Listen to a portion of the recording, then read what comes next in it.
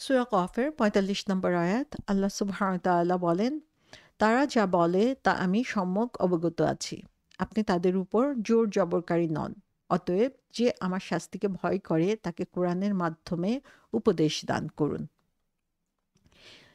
সূরা কফের এটা শেষ আয়াত এবং শেষ আয়াতে আল্লাহ সুবহানাহু ওয়া তাআলা খুব সুন্দরভাবে একটা সমাপ্তি এখানে দিয়েছেন এবং এই আয়াতটার মধ্যে আমরা দেখি যে ৩ টা পার্ট এখানে রয়েছে। ১ম পার্টে আল্লাহ বলছেন, "নাহনু আ'লামু বিমা ইয়াকুলুন", যে আমরা জানি, আ জানা আছে যেটা হচ্ছে তারা বলে। সো এখানে আমরা দেখি বিমা ইয়াকুলুন, যে তারা যে কথাগুলো বলে। এখানে বলা বলতে যে তারা যে কথাগুলো আসলে বুঝাচ্ছে। সো আল্লাহ সুবহানাহু ওয়া তাআলা এখানে বলছেন নাহনু আ'লামু। আ'লামু বলতে বোঝানো হচ্ছে যে আল্লাহ সবচেয়ে ভালো জানেন। যে আমরাই সবচেয়ে ভালো জানি তারা কি বলে। এখানে বলে বলতে শুধুমাত্র মুখে কি বলছে সেটা না, বরং তারা বলার সাথে, সাথে অন্তরে কি বুঝছে বা বুঝাচ্ছে সেটাও আল্লাহ সুবহানাহু ওয়া তাআলা জানেন। অর্থাৎ ইনসাইড আউটসাইড, ভিতরে এবং বাহিরে সমস্ত কিছু আল্লাহর কাছে সেদিন পরিষ্কার, যে আল্লাহ সুবহানাহু ওয়া তাআলার অগোচরে কোনো কিছু নেই। আল্লাহ সুবহানাহু ওয়া তাআলা আলিম, যে কারণে হচ্ছে তিনি সমস্ত কিছু জানেন যে তার প্রত্যেকটা মানুষ সে কি বলে, সে আসলে যে কথাটা বুঝাতে চায় তার অন্তর্নিহিত অর্থ বা সে মনে, মনে কি চিন্তা করে সমস্ত কিছুই আল্লাহ সুবহানাহু ওয়া তাআলার জানা আছে। এ ব্যাপারে আমরা যতই ঘুরিয়ে পেঁচিয়ে কথা বলি না কেন, যতই অস্বীকার করার চেষ্টা করি না কেন, সেটা আমাদের কোনো কাজেই লাগবে না। কারণ আল্লাহ সুবহানাহু ওয়া তাআলা সমস্ত কিছুই জানেন এবং তার কাছে গোপন করার মতো কোনো অবস্থা আমাদের নেই। সূরা আর-রাদে বলা হয়েছে, "আমি তাদের সাথে যে ওয়াদা করেছি তার কোনো একটি যদি আপনাকে দেখিয়ে দেই কিংবা আপনাকে উঠিয়ে নেই, তাতে কি আপনার দায়িত্ব তো পৌঁছে দেওয়া এবং আমার দায়িত্ব হচ্ছে হিসাব নেওয়া।" এখানে রাসূল সাল্লাল্লাহু আলাইহি ইসলামকে উদ্দেশ্য করে বলা হয়েছে যে পরবর্তী আয়াতে যেই কথাটা সেখানে বলা হয়েছে যে ওয়ামা আনতা আলাইহিম জাব্বার, যে তোমাকে আ করা হয় নাই জাব্বার। জাব্বার শব্দের অর্থ হচ্ছে আম টাইরেন্ট, মানে হচ্ছে যে হচ্ছে অত্যাচারী শাসক। সো জাবারা থেকে এসেছে। জাবারা শব্দের অর্থ হচ্ছে একটা হাড় যেটা হচ্ছে ভেঙে গিয়েছে এবং সেটাকে জোর করে আবার একত্র করার চেষ্টা করা হচ্ছে, সেটাকে জাবারা বলা হচ্ছে। সো জোর করা বা কারো উপরে জোর করে কোনো কিছু চাপিয়ে দেওয়া, এটার দায়িত্ব রাসূল সাল্লাল্লাহু আলাইহি ইসলামকে দেওয়া হয় নাই। কাউকে শক্তি প্রয়োগ করে তাকে সঠিক পথে নিয়ে আসতে হবে, এই দায়িত্ব তোমাকে দেওয়া হয় নাই। সো আল্লাহ সুবহানাহু ওয়া তাআলা এখানে রাসূল সাল্লাল্লাহু আলাইহি ইসলামকে বলছেন যে কে হেদায়েত প্রাপ্ত হবে, কে সঠিক পথে আসবে, সেটার ব্যাপারে জোর করা বা সেটার ব্যাপারে বল প্রয়োগ করার অধিকার রাসূল সাল্লাল্লাহু আলাইহি ইসলামকে দেওয়া হয় নাই। এটা তার দায়িত্বের অংশ না, এটা তার মিশনের অংশ না। আল্লাহ বলছেন যে যখন তুমি মানুষকে আ দ্বীনের পথে দাওয়াত দেবে, তখন তারা আখিরাত সম্পর্কে, নবুয়ত সম্পর্কে, কোরআন সম্পর্কে বিভিন্ন ধরনের সন্দেহমূলক কথা বলবে। তাদের যে কথা, সেই কথা আ ম মিনিং কি? কেন তারা এগুলো বলছে? এই সমস্ত কিছু আল্লাহ সুবহানাহু ওয়া তাআলার জানা আছে। কিন্তু রাসূল হিসাবে, একজন মেসেঞ্জার হিসাবে, যিনি হচ্ছেন একজন বার্তাবাহক, তিনি হচ্ছেন আল্লাহর পক্ষ থেকে যেই আ ইনফরমেশন গুলো আসছে সেগুলো মানুষের কাছে পৌঁছে দেওয়া, সেটাই হচ্ছে তার দায়িত্ব। তার দায়িত্ব না যে জোর করে কাউকে তিনি এটাকে গ্রহণ করিয়ে দিতে পারবেন। সো তার কাজ হচ্ছে শুধুমাত্র মেসেজটাকে ডেলিভার দেওয়া, মানুষের কাছে পৌঁছে দেওয়া। কিন্তু কার অন্তরে সেটা জায়গা পাবে, কার অন্তরে সেটা জায়গা পাবে না, কে এটাকে সুন্দরভাবে গ্রহণ করবে, কে এটাকে ইগনোর করবে, এই ব্যাপারে কোনো ধরনের হস্তক্ষেপ করার অধিকার রাসূল সাল্লাল্লাহু আলাইহি ইসলামকে দেওয়া হয় নাই। সো এই আয়াতটা বা এই অংশটুকু যখন আমরা পড়ি, তখন এটা আসলে একদিক থেকে রাসূল সাল্লাল্লাহু আলাইহি ইসলামের জন্য সান্ত্বনা, যে রাসূল সাল্লাল্লাহু আলাইহি ইসলাম তার উম্মতের ব্যাপারে কত পেরেশান ছিলেন। আমরা জানি যে তার উম্মত আ পথভ্রষ্ট হবে, তার উম্মত জাহান্নামে যাবে বা কঠিন আযাবের আম পর্যবেসিত হবে, সেটা রাসূল সাল্লাল্লাহু আলাইহি ইসলাম কিছুতেই মেনে নিতে পারছিলেন না। তো আল্লাহ সুবহানাহু ওয়া তাআলা এখানে রাসূল সাল্লাল্লাহু আলাইহি ইসলামকে সান্ত্বনা দিচ্ছেন যে কারো মনের উপরে তোমার কোনো আসলে আম আ আ যেই শক্তি, সেই শক্তি তোমাকে দেওয়া হয় নাই। যে বলা হয় যে তুমি একটা গাধাকে হচ্ছে পানির কাছে নিতে পারবা, কিন্তু তাকে পানি খাওয়াতে পারবে এমন কোনো শক্তি তোমাকে দেওয়া হয় নাই। তো রাসূল সাল্লাল্লাহু আলাইহি ইসলামকে এমনভাবে বলা হচ্ছে যে মেসেজটা পৌঁছে দেওয়া হচ্ছে আপনার দায়িত্ব, কিন্তু তার মনকে পরিবর্তন করে দিবেন সেই ক্ষমতা বা শক্তি আপনাকে দেওয়া হয় নাই, বা জোর করে তাকে সত্যের পথে আনবেন সেই ক্ষমতাও আপনাকে দেওয়া হয় নাই।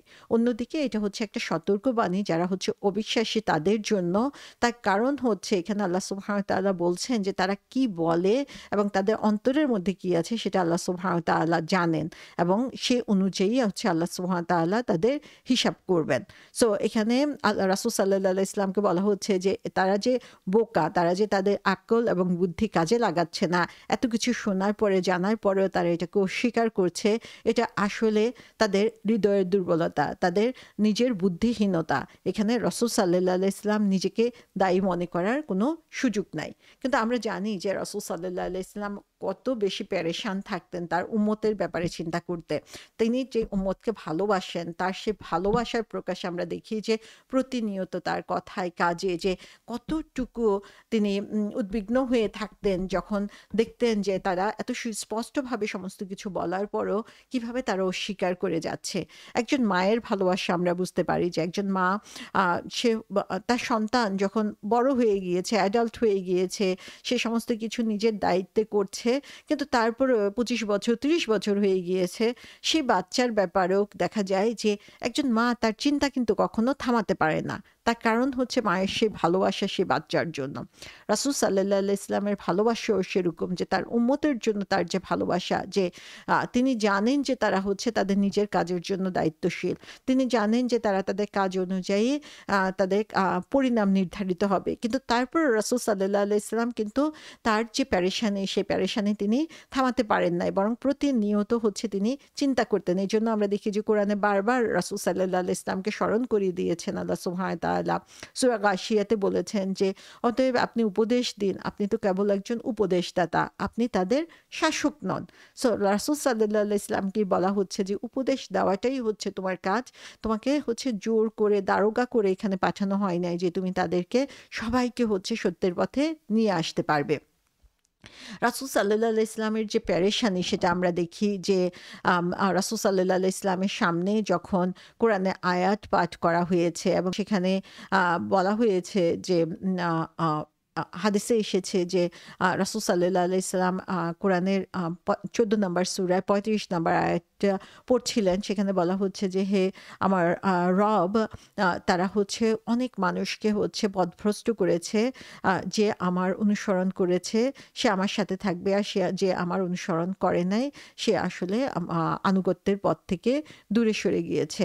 সো ঈসা আলাইহিস সালাম বললেন যে আপনি যদি তাদেরকে শাস্তি দেন, তারাও তারপরেও তারা হচ্ছে আপনারই আন্ডারে, আপনারই অধিকারে রয়েছে। কিন্তু আপনি যদি তাদেরকে ক্ষমা করে দেন তাহলে আপনি হচ্ছেন সবচেয়ে শক্তিশালী এবং আপনি হচ্ছেন সবচেয়ে আম আ বুদ্ধিমান। সো রাসূল সাল্লাল্লাহু আলাইহি ইসলাম তারপরে হচ্ছে তার হাত উপরে উঠিয়ে কাঁদতে থাকলেন, দোয়া করতে থাকলেন যে হে আল্লাহ, আমার উম্মত বলে, যে আল্লাহ সুবহানাহু ওয়া তাআলার কাছে তিনি আ উম কেঁদে, কেঁদে দোয়া করতে থাকলেন, এবং আল্লাহ সুবহানাহু ওয়া তাআলা রাসূল সাল্লাল্লাহু আলাইহি ইসলামকে এত ভালোবাসেন, এত বেশি ভালোবাসেন যে রাসূল সাল্লাল্লাহু আলাইহি ইসলামের কান্না তিনি দেখতে পারেন, সহ্য করতে পারেন না। তিনি জিবরাইল আলাইহিস সালামকে বললেন যে জিবরিল, হে জিবরিল, তুমি মুহাম্মদের কাছে যাও।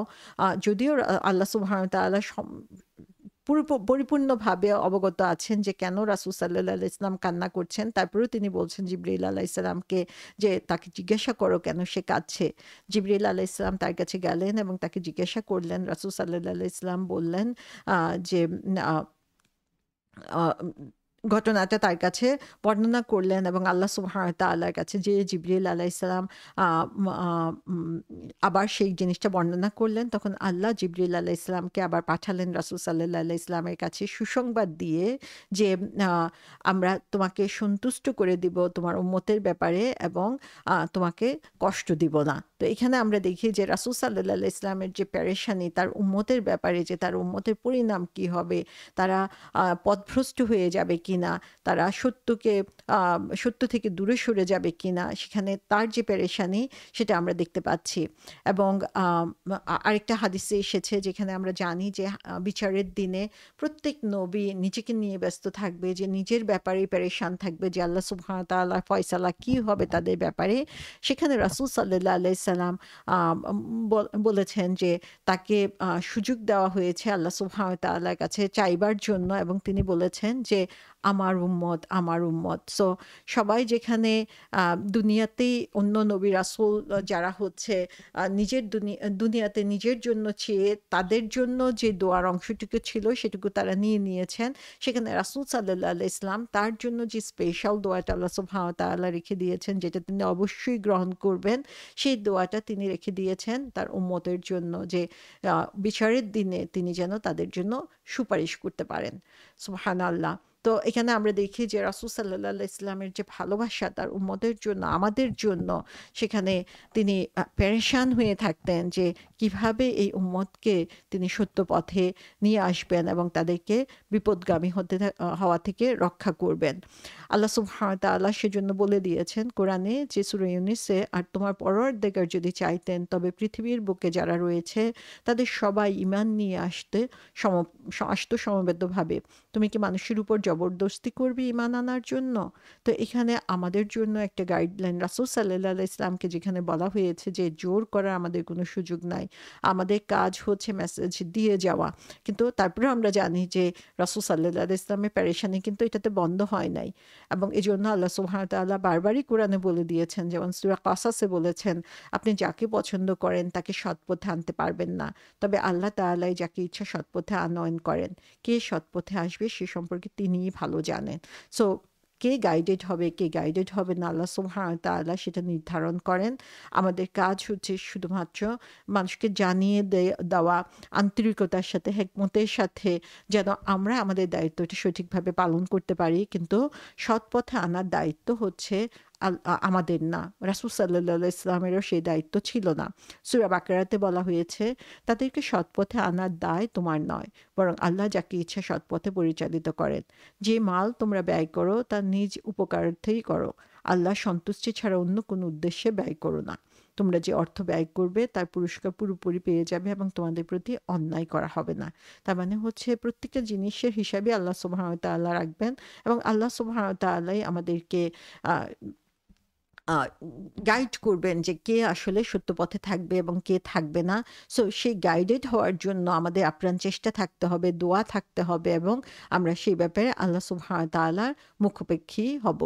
সো তারপরে আল্লাহ বলছেন যে ফাযাক্কির বিল কুরআনি মান ইয়াখাফু ওয়াঈদি, যে সুতরাং কি করো, তারপরে এই কথাগুলোর পরে আল্লাহ সুবহানাহু ওয়া তাআলা বলছেন যে তাহলে তোমার করণীয় কি? জাক্কির শব্দ কি? স্মরণ করিয়ে দেওয়া। সো জাক্কির এখানে আমরা দেখি যে সাদ্দাটা ব্যবহার করা হয়েছে। এর অর্থ হচ্ছে, এই তাসদিদ দেওয়ার মানে হচ্ছে এটা হচ্ছে কন্টিনিউয়াস একটা কাজ। এটা একবার করে শেষ করা না, বরং কন্টিনিউয়াস। তোমার কাজই হচ্ছে বারবার স্মরণ করিয়ে দেওয়া। সো জাক্কির বিল কোরআন, কিভাবে স্মরণ করিয়ে দিবে? কোরআনের সাথে।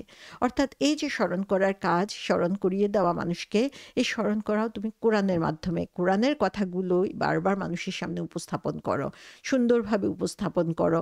যখন যে পরিবেশে যেটা উপযুক্ত সেভাবে তোমরা কোরআনের কথাগুলোই পরিবেশন করো। সো আল্লাহ রাসূল সাল্লাল্লাহু আলাইহি ওয়াসাল্লামকে এখন নির্দেশ দিয়ে দিয়েছেন যে এখন তুমি কি করবা?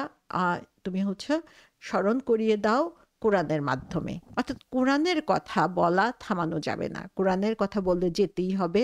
কোরআনের কথা মানুষকে শোনাতে হবে। কে গ্রহণ করবে না গ্রহণ করবে সেই ব্যাপারে তোমার কোনো দায়-দায়িত্ব নাই। তো রাসূল সাল্লাল্লাহু আলাইহি ওয়াসাল্লামের অবস্থা আমরা জানি যে তিনি মানুষকে বলতে এমন কোনো ওয়ে আর বাকি ছিল না যে ওয়েতে তিনি বলেন নাই। কিন্তু তারপর আল্লাহ সুবহানাহু ওয়া তাআলা বলে যাচ্ছেন, তারপরেও তুমি স্মরণ করিয়ে দিতে থাকো। আমরা জানি যে এই স্মরণ করিয়ে দেওয়ার কাজ করতে যেয়ে শারীরিকভাবে, মানসিকভাবে নির্যাতিত হয়েছেন, নিজ গৃহ থেকে বের করে দেওয়া হয়েছে, বয়কটের শিকার হয়েছেন। কিন্তু তারপরেও আল্লাহ সুবহানাহু ওয়া তাআলা তাকে বলেন নাই যে তুমি থেমে যাও। তখনও তিনি বলেছেন যে স্মরণ করিয়ে দাও কোরআনের মাধ্যমে। সো এখানে স্মরণ করিয়ে দেওয়ার উত্তম মাধ্যম হচ্ছে কোরআন। কোরআনের কথাগুলোই যখন আমরা মানুষের সামনে উপস্থাপন করব, সেটাই হচ্ছে আমাদের দায়িত্ব। এবং এই জাক্কির দিয়ে আমরা জানি যে একবার স্মরণ করিয়ে দিলে হবে না। মানুষের কাছে বারবার বিভিন্নভাবে এই কোরআনের কথা আমাদেরকে উপস্থাপন করতে হবে। আমরা ১ বার ২ বার বলার পরে আমরা হতাশ হয়ে যাই যে এতবার বলছি, তারপরেও সে শুনছে না, থাক আর বলবই না। কিন্তু আমরা দেখি যে রাসূল সাল্লাল্লাহু আলাইহি ইসলামকে কিন্তু বলেন নাই যে, "না, তোমার দায়িত্ব শেষ, তুমি এখন চুপ করে যাও, তাদেরকে আর বলতে হবে না।" বরং এই লোকগুলো যারা হচ্ছে তার উপর প্রতিনিয়ত অত্যাচার চালিয়ে যাচ্ছে, সেই লোকগুলোর কাছেই আল্লাহ সুবহানাহু ওয়া তাআলা নির্দেশ দিচ্ছেন যে তাদের কাছেই ফিরে যাও কোরআনের সাথে। মুসা আলাইহিস সালাম যিনি হচ্ছেন প্রাণের ভয়ে পালিয়ে গিয়েছিলেন ফেরাউনের যেই ক্ষমতা বা অত্যাচার সেটা থেকে বাঁচার জন্য, সেই মুসা আলাইহিস সালামকে দায়িত্ব দেওয়া হলো ১ম কাজই যে তুমি ফেরাউনের কাছে যেয়ে দ্বীনের দাওয়াত দাও। তো সুবহানাল্লাহ, যে এই কাজ থেকে সরে যাওয়ার কোনো সুযোগ আমাদের নাই। বরং রাসূল সাল্লাল্লাহু আলাইহি ওয়াসাল্লামের অবস্থা আমরা যদি দেখি যে তোমরা হচ্ছে স্মরণ করিয়ে দাও, মনে করিয়ে দাও যে বারবার কোরআনের কথা মানুষের সামনে উপস্থাপন করো। আল্লাহ ভালো জানেন যে কখন কার মনের দুয়ার খুলে যাবে। সো এই সূরার মধ্যে আমরা দেখি যে বারবার রিমাইন্ডারের কথা বলা হয়েছে। বারবার স্মরণ করিয়ে দেওয়ার কথা বলা হয়েছে। এর আগে আমরা দেখেছি সূরার ১ম দিকে আল্লাহ আসমানের কথা বলেছেন, জমিনের কথা বলেছেন, সেখানকার নিয়ামতের কথা বলেছেন। সেখানে তিনি বলেছেন তাবসিরাতা ওয়া যিকরা, যে তোমরা স্মরণ করাও, একে অপরকে স্মরণ করিয়ে দিতে বলা হয়েছে। এখানে বলা হচ্ছে যাক্কির, যে বারবার তোমরা স্মরণ করিয়ে দাও। সো আল্লাহ সুবহানাহু ওয়া তাআলা এখানে বারবার বলছেন যে তাদেরকে থ্রেট দিও না, বরং তাদেরকে হচ্ছে চিন্তা ভাবনা করার সুযোগ দাও, চিন্তা ভাবনা করতে দাও, সেই চিন্তা ভাবনার উপকরণ তাদেরকে দাও। তাদেরকে ছেড়ে দিও না, বরং তাদেরকে বারবার স্মরণ করিয়ে দাও।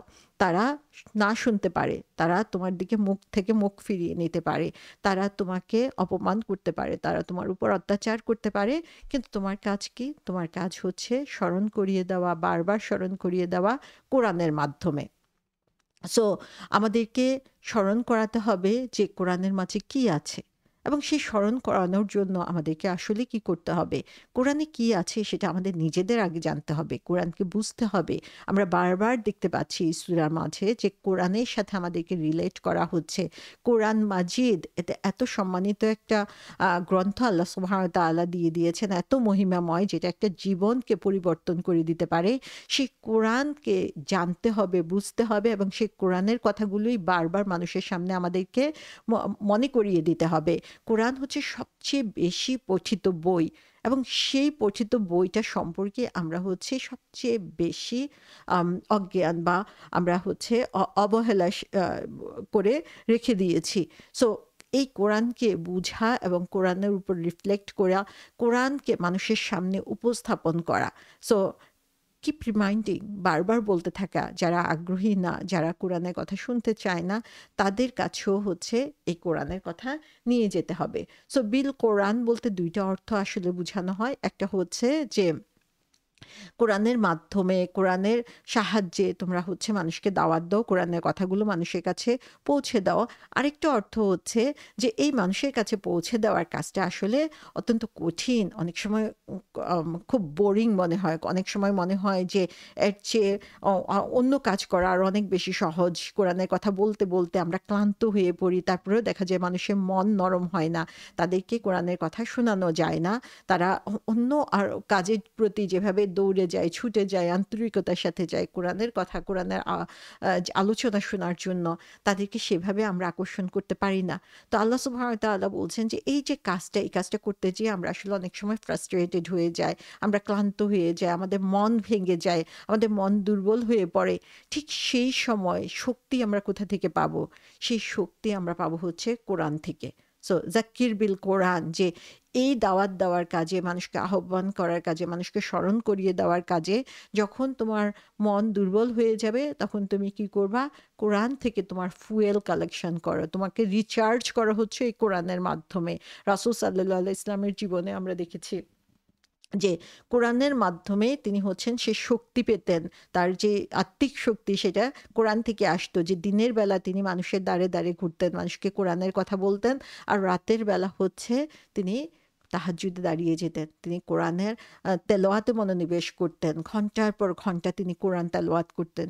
কোরআন হচ্ছে তার জন্য শক্তি হিসাবে কাজ করত। সো এই কঠিন কাজে আমাদের এই শক্তি আসবে, আমাদের চার্জ আসবে হচ্ছে এই কোরআন থেকে। সো কোরআনের সাথে আমাদেরকে এমনভাবে আ আম শক্ত হয়ে লেগে থাকতে হবে যে কোরআনের সেই শক্তি আমরা যেন পেতে পারি। সো সেই শক্তি পেতে হলে আসলে কোরআনের গভীরে আমাদেরকে প্রবেশ করতে হবে। শুধুমাত্র রিডিং পড়ে গেলে, শুধুমাত্র রিসাইটেশন করে, শুধুমাত্র খতমের মাধ্যমে আমরা সেই শক্তি পাবো না। বরং কোরআনের গভীরে আল্লাহ সুবহানাহু ওয়া তাআলা যেই অফুরন্ত সুধা রেখে দিয়েছেন, সেই সুধা পান করার মাধ্যমে আমরা আসলে সেই শক্তি অর্জন করতে পারবো।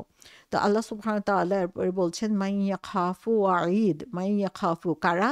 যারা হচ্ছে ইয়াখাফু, যা খাফা মানে হচ্ছে ভয়, খাউফ মানে হচ্ছে ভয়। সেটা আমরা দেখেছি যে তারা হচ্ছে সেই লোক যারা হচ্ছে আম আ ভয় পায় ওয়াঈদি। ওয়াঈদি হচ্ছে আমার যে থ্রেট, আমার যে সতর্কবাণী সেটাকে। সো তাদেরকে কাদেরকে স্মরণ করিয়ে দিব? যারা এই সতর্কবাণী অথবা আল্লাহর যে থ্রেট সেই ব্যাপারে যারা ভীত। সো কার মনে ভয় আছে সেটা তো আমরা জানি না আসলে। সেটা আল্লাহ সুবহানাহু ওয়া তাআলা জানেন। কারণ ভয়টা হচ্ছে মানুষের ভিতরে অবস্থিত, মানুষের মনের মধ্যে অবস্থিত। সো রাসূল সাল্লাল্লাহু আলাইহি ওয়াসাল্লামের জানা নাই কার মনে ভয় রয়েছে। আল্লাহ সুবহানাহু ওয়া তাআলা জানেন। সো ইন জেনারেল জাজমেন্টাল না হয়ে রাসূল সাল্লাল্লাহু আলাইহি ওয়াসাল্লামের কাজ হচ্ছে সবার কাছেই হচ্ছে এই দাওয়াতটাকে পৌঁছে দেওয়া। Keep doing what you are suppose to do. যে রাসূল সাল্লাল্লাহু আলাইহি ওয়াসাল্লামকে যে মেসেজ ডেলিভারি দেওয়ার কাজ দেওয়া হয়েছে এটা করে যাও। এবং যাদের মনে ভয় আছে তাদের জন্য এই রিমাইন্ডার বা স্মরণ করিয়ে দেওয়াটাই হচ্ছে তাদের জন্য কাজ হবে। সো আমরাও আসলে জানি না যে কার মনে ভয় রয়েছে, কে অ্যাকসেপ্ট করবে, কে এই দাওয়াতে সাড়া দিবে, একবারে সাড়া দিবে নাকি 10 বারে সাড়া দিবে সেটাও আমরা জানি না। সো জাজমেন্টাল হওয়ার কোনো সুযোগ নাই, বরং আমরা স্মরণ করিয়ে দিয়ে যাব যার মনে আল্লাহ সুবহানাহু ওয়া তাআলা ভয় রেখেছেন সেই হচ্ছে এই স্মরণ কার্যে আহ্বানে সাড়া দিবে এবং সেই জন্য সেই পথে তারা ফিরে আসবে। সো সুবহানাল্লাহ, এই সূরার ১ম থেকে শেষ পর্যন্ত আমরা দেখতে পাচ্ছি যে আল্লাহ সুবহানাহু ওয়া তাআলা এই কোরআনের সাথে আমাদেরকে সম্পৃক্ত থাকতে বলেছেন। কোরআন থেকে আমাদেরকে শক্তি নিতে বলেছেন। আবার এই কোরআনের মাধ্যমেই অন্যদের কাছে আম আ আল্লাহর এই বাণীগুলোকে পৌঁছিয়ে দেওয়ার জন্য আমাদেরকে নির্দেশ দিয়েছেন। আম কাতাদা রহমতুল্লাহ আলাইহি সবসময় আল্লাহ সুবহানাহু ওয়া তাআলার কাছে দোয়া করতেন, হে আল্লাহ, আমাকে তাদের অন্তর্ভুক্ত করে দাও যে তোমার সতর্কবাণীকে ভয় পায় এবং তোমার যে প্রতিজ্ঞা বা তুমি আমাদেরকে যে বিষয়ে ভরসা দিয়েছ সেই ব্যাপারে আশা রাখে, ও বার ও রাহিম। সো এই দোয়ার মাধ্যমে আমরা সূরা কাফের যে আলোচনা সে আলোচনা শেষ করছি। আল্লাহ সুবহানাহু ওয়া তাআলা আমাদের সবাইকে তার এই সতর্কবাণী সম্পর্কে ভয় সৃষ্টি করে দেন আমাদের মন অন্তরে, এবং আল্লাহ সুবহানাহু ওয়া তাআলা সম্পর্কে সবসময় সুধারণা রাখার তৌফিক দিন এবং কোরআনের মাধ্যমে আমাদের পথ চলাকে সহজ করে দিন।